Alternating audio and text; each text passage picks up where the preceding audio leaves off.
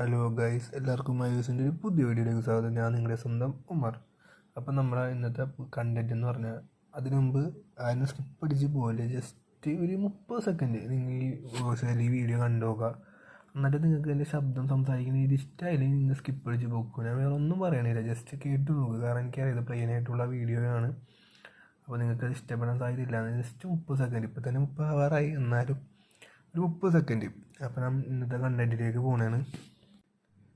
ഇന്നത്തെ കണ്ടൻറ്റ് വേറെ ഒന്നുമല്ല, നാളെ ഇറങ്ങാൻ പോകുന്ന എപ്പിസോഡിൻ്റെ കുറച്ച് കാര്യങ്ങൾ, എനിക്ക് ഉള്ള പ്രതീക്ഷ, അതായത് നമ്മുടെ എക്സ്പെക്റ്റേഷനും കാര്യങ്ങളും, പിന്നെ എന്തൊക്കെയായിരിക്കും വരാൻ പോകുന്നതിനുള്ള ചെറിയൊരു വീഡിയോയാണിത്.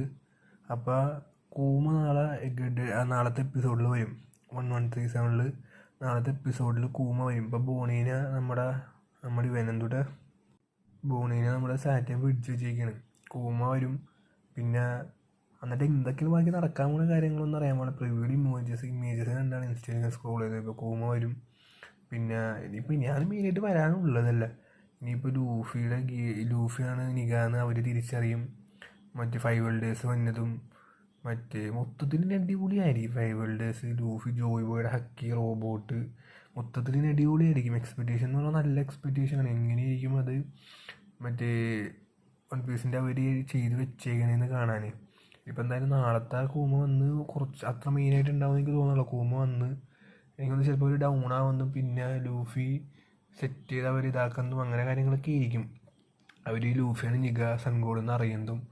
ഇപ്പം നാളെ ഫുള്ളായിട്ട് ഉണ്ടാവും എനിക്ക് തോന്നുന്നില്ല. ജസ്റ്റ് ബേസായിട്ട് ഇനി മെയിനായിട്ട് വന്നതിൻ്റെ ബേസായിട്ട് എന്തെങ്കിലുമൊക്കെ ആയിരിക്കും.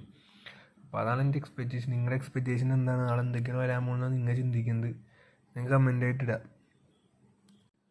അപ്പോൾ ഈ വീഡിയോയുടെ നിർത്തിയാണ്. ഈ വീഡിയോ ഇമ്പ്രൂവ് ചെയ്യാനുള്ള കാര്യങ്ങൾ എന്തൊക്കെയാണ് നിങ്ങൾ കമൻറ്റിൽ പറയുക. Thank you.